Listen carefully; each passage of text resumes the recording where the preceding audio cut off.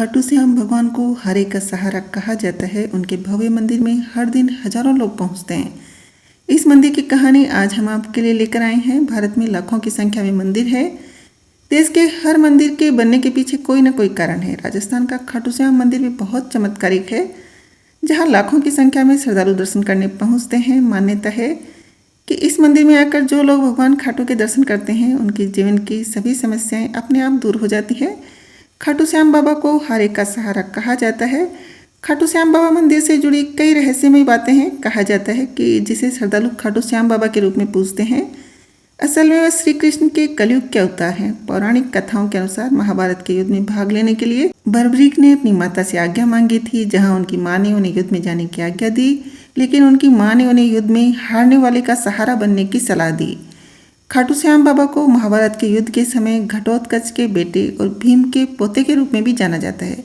उनका असली नाम बर्बरीक था। खाटू नरेश की प्रसिद्धि महाभारत के युद्ध से जुड़ी हुई मानी जाती है। कहा जाता है कि जब जब दुनिया में खराब हालत होंगे, खाटू भगवान भक्तों की मदद करेंगे। बर्बरीक को श्री कृष्ण ने दिया था यह वरदान। महाभारत के दौरान श्री कृष्ण ने बर्बरीक से उसका शीश दान में मांगा था। बर्बरीक ने बिना कुछ सोचे ही श्री कृष्ण को अपना शीश दान दे दिया था। इसके बाद श्री कृष्ण ने प्रसन्न होकर उन्होंने वरदान दिया था कि कलयुग में तुम मेरे नाम से जाने जाओगे। जो भी हारा हुआ तुम्हारे पास आएगा, तुम उसका सहारा बनोगे।